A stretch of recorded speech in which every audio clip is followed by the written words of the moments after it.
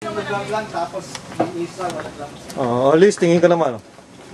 Oh, tingin ka. Hello. Naka-video. Ang sarili dito. Naka-video.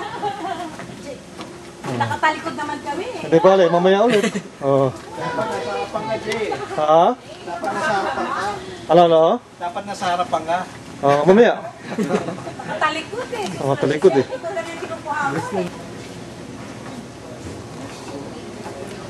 Marami sa El Nido yan. Ganun ba? Mas marami ba? Baka.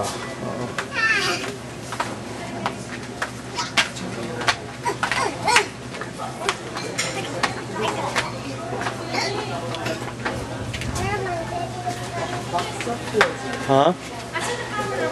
Pala. Panaghirap ko nga.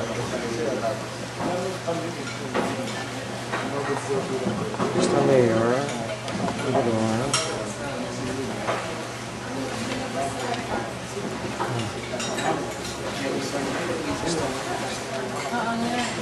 Nakarating lang natin. Meron na tayo. We went to seafront restaurant. We met which is very interesting. Naano nga po natin kasi sabi ko pala text ko siya, text ko siya.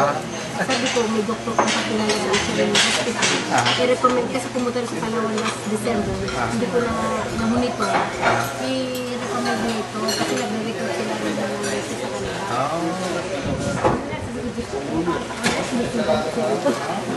Maganda rin.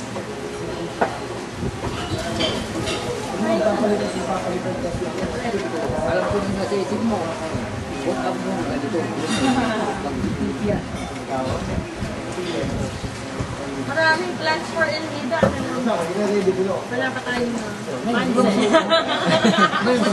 Ngayon, kung kailangan mo yung mga ideas kung in support sa mga gusto mong i-pull up, ito ka invite me to El Nido. Dito ko na, dito tayo. Hindi ka ba nakapanayan ni the friend? Oh, after all this time? Oh, hindi tayo napunta? Kayo dun pag pagbalik namin next time.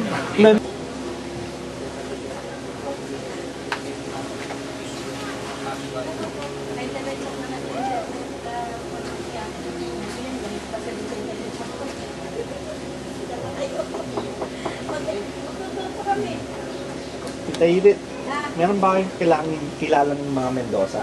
Mga Mendoza ito ano? Kasi may classmate ako na nagpupunta dito sa Puerto Princesa, Eduardo Mendoza. Eduardo? Eduardo Mendoza? Yun yung ang kinahanap ko, pero yung tatay na attorney yata sa either Mayor o Oh. Quezon. Oo, ito. At saka yung kanina yung kanina pinuntahan natin, Mendoza dito. Mendoza. Parang may Mendoza dito. Hinahanap ko na kasi yung classmate ko Saan yun. kaya yun?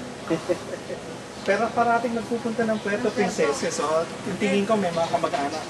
Eduardo. Saka, Eduardo. Sige. Dito, big lang.